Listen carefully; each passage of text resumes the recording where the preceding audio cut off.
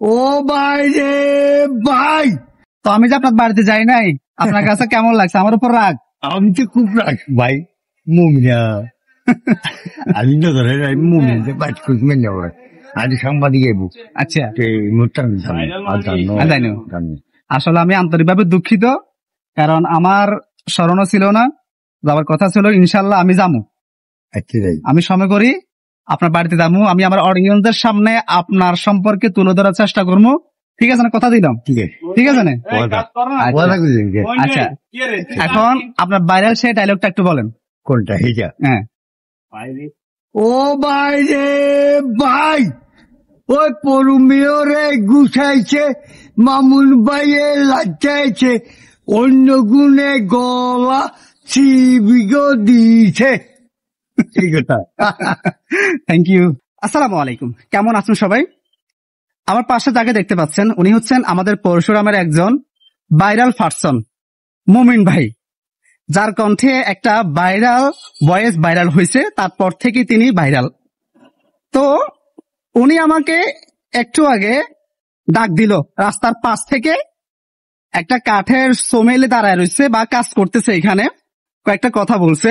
আমার উপর সে মনোকষ্ট, আমার উপর সে রাগ। কেন রাগ? রাগ হওয়ার আসলে একটা কারণ আছে।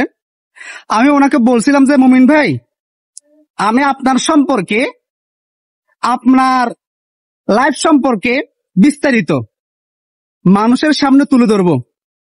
আপনি কেমন মানুষ, আপনার বাচ্চা কাচ্চা কয়জন, আপনি কেমন ঘরে থাকেন ইত্যাদি, এই সম্পর্কে আমি তার বিস্তারিত একটা ডিটেলস জনসম্মুখে তুলে ধরবো।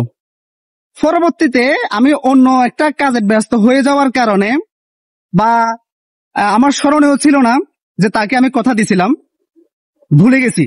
এখন হঠাৎ করে আবার মনে পড়ছে যে আমি যে মুমিন ভাইকে কথা দিলাম, কথা তো রাখতে পারলাম না। এখন দেখে সে দুঃখ প্রকাশ করতেছে যে আপনি আমার বাড়িতে যাবার কথা বলে আপনি গেলেন না। আমি আমার ওয়াইফকে বলছি যে একজন কন্টেন্ট ক্রিয়েটর আসবে, আপনি গেলেন না। এখন পড়ছি মহা মুসিবতে। তো যাই হোক, মুমিন ভাই কেমন ব্যক্তি বা কোন ধরনের, কোন কোয়ালিটির আমরা অনেকেই জানি, কিন্তু যেহেতু আমি তাকে কথা দিছি, আমি আপনাদের মাঝে তার বিস্তারিত, তার সম্পর্কে নিয়ে আসবো যে মুমিন ভাই কেমন কোয়ালিটির মানুষ বা কোন পরিবেশে তিনি থাকেন, কেমন ঘরে থাকেন, তিনি লাখপতি না কোটিপতি না গরিব। আমি আপনাদের মাঝে তার সম্পর্কে একটা বিস্তারিত ভিডিও নিয়ে আসব। তো যেহেতু তিনি একটু মানসিকভাবে একটু আছে, অস্বাভাবিক, সেদিকে আমাদেরকে লক্ষ্য রাখতে হবে। বর্তমানে কিন্তু আমাদের পরশুরামে অনেকে তাকে অন্যভাবে ব্যবহার করতেছে। আসলে এখানে আমাদের মস্তিষ্কেরও একটু ব্যাপার স্যাপার রয়েছে। যেহেতু তিনি ভাইরাল হয়ে গেছে সোশ্যাল মিডিয়াতে, আমরা কিন্তু চাইলে তাকে যেভাবে সেভাবে ব্যবহার করতে পারি না। আমরা চাইলে তাকে ভালো কাজের দিকে ব্যবহার করতে পারি। যেহেতু তিনি ভাইরাল হয়ে গেছে, তার সাথে ভিডিও করলে ভিডিওতে ভিউ আসবে, এটার জন্য আমরা তাকে অন্য দিকে ব্যবহার করতে পারি না। তো আমি ওই সকল মানুষগুলোকে কেন্দ্র করে একটা কথা বলতে চাই, তিনি যেহেতু আমার আপনার থেকে একটু অস্বাভাবিক, তো এই দিকে আমাদেরকে লক্ষ্য রাখতে হবে যে ভিউর জন্য তাকে অন্য দিকে ঢেলে দিবেন না বা তাকে বিপদের দিকে ফেলবেন না। ঠিক আছে? এটা সবার প্রতি একটু অনুরোধ থাকবে। তো সবারও থাকবেন। আসসালামু আলাইকুম।